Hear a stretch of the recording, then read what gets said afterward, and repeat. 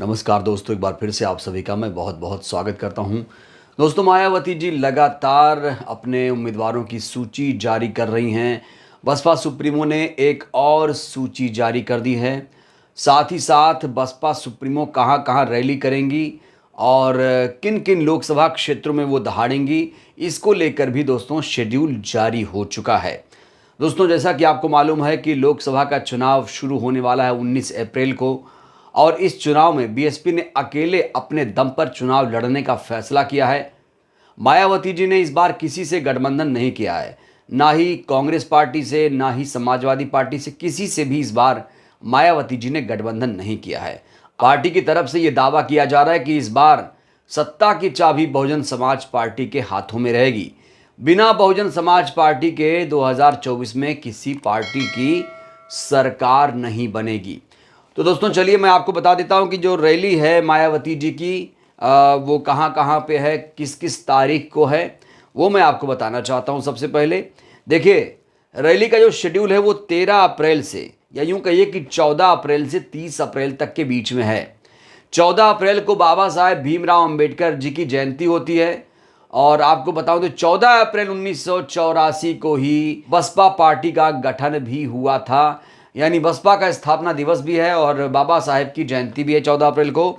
तो बहुत ही शुभ दिन पर मायावती जी 14 अप्रैल को एक रैली को, दो रैलियों को, दो जगहों पर रैली को संबोधित करेंगी। एक तो सहारनपुर और दूसरा है मुजफ्फरनगर।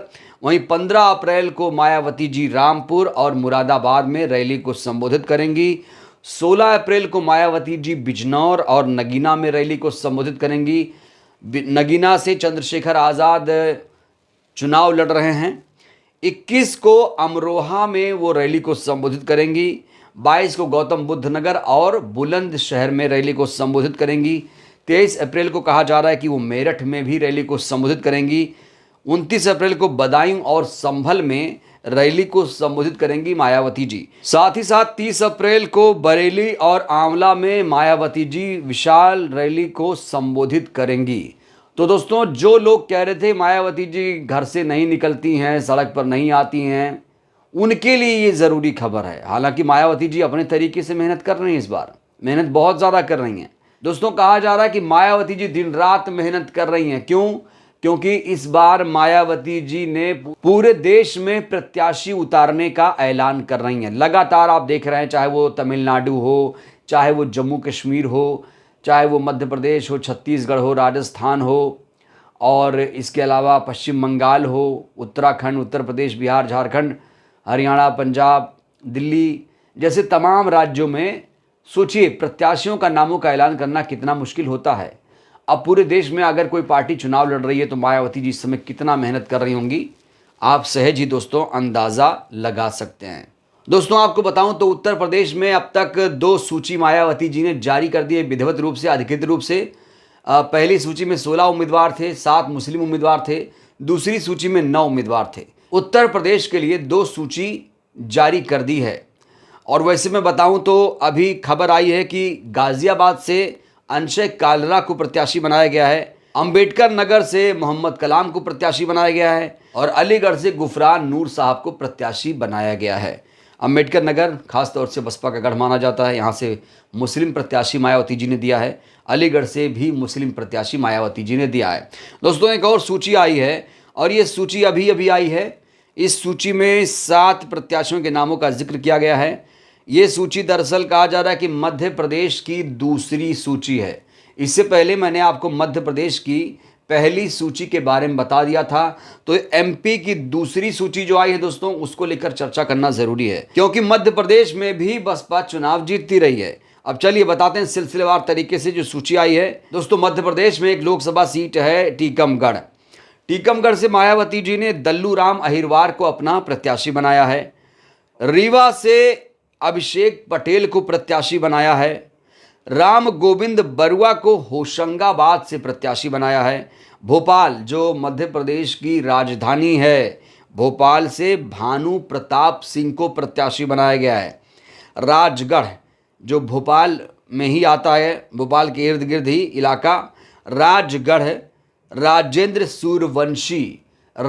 सूर्यवंशी को यहाँ से अपना प्रत्याशी बनाया है। रतलाम से रामचंद्र सोलंकी को मायावती जी ने अपना प्रत्याशी बनाया है। वहीं खरगोन लोकसभा सीट से इस बार शोभा राम डाबर को मायावती जी ने अपना प्रत्याशी घोषित कर दिया है। दोस्तों, टीकमगढ़ लोकसभा सीट जो है अनुसूचित जाति के लिए है आरक्षित, जबकि रतलाम सीट अनुसूचित जनजाति के लिए आरक्षित है।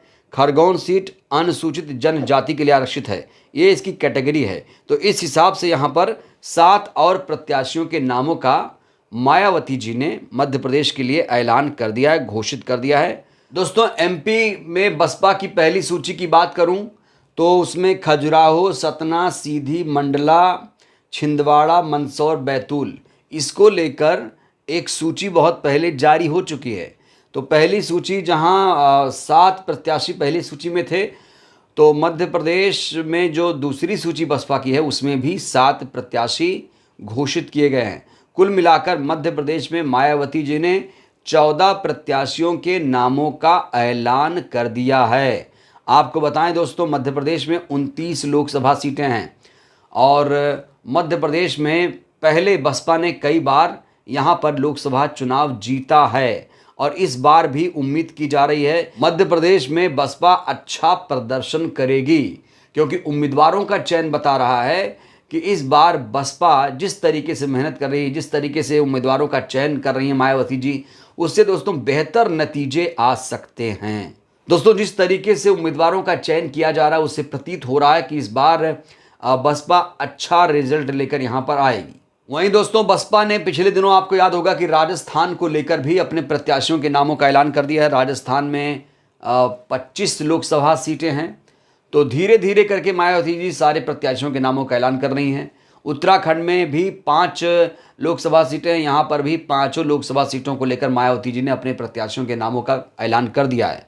वहीं अगर मैं बिहार की बात करूँ तो बिहार में भी मायावती जी ने पहले चरण की 4 सीटों के लिए अपने प्रत्याशियों के नामों का ऐलान कर दिया है। मैं आपको बताना चाहता हूं, गया से हैं सुषमा कुमारी, नवादा से हैं रंजीत कुमार, औरंगाबाद से सुनेश कुमार, जमुई से सकल देवदास को अपना प्रत्याशी मायावती जी ने बनाया है। तो कुल मिलाकर दोस्तों, जो लोग कह रहे हैं कि मायावती जी इस बार कमज़ोर हैं, 0 सीटें आएंगी, प्रदर्शन नहीं करेंगी, तो दोस्तों जो लोग मायावती जी पर उंगली उठा रहे थे उनको मायावती जी ने अपने काम से मुंहतोड़ जवाब दिया।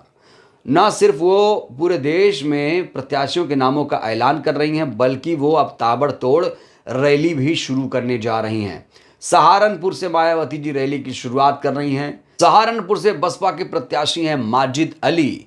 तो दोस्तों, माजिद अली के लिए मायावती जी रैली करेंगी। आपको बताने कि सहारनपुर में इमरान मसूद कांग्रेस की तरफ से प्रत्याशी घोषित कर दिए गए हैं। वही इमरान मसूद जो पहले बसपा में हुआ करते थे, बसपा से निकाले गए और अब वो कांग्रेस के पाले में जा चुके हैं। एक और हैं नेता कुंवर दानिश अली, वो भी बसपा में थे, सांसद थे, वो भी निकाले गए और अब वो भी अमरोहा से किस्मत आजमा रहे हैं। बहरहाल दोस्तों, 21 अप्रैल को मायावती जी अमरोहा में भी रैली को संबोधित करेंगे। कुल मिलाकर मायावती जी ने इस चुनाव को बिल्कुल दोस्तों पलट दिया है और मुकाबला इस बार काफ़ी दिलचस्प होने वाला है। बहरहाल दोस्तों, इस वीडियो में फिलहाल के लिए बस इतना ही। वीडियो अच्छी लगी हो तो लाइक करिए, चैनल को सब्सक्राइब करिए। आपको क्या लगता है, क्या मायावती जी इस बार सत्ता की चाबी हासिल कर पाएंगी? अपनी प्रतिक्रिया जरूर दीजिए। बहुत बहुत धन्यवाद, शुक्रिया। जय भारत, जय संविधान।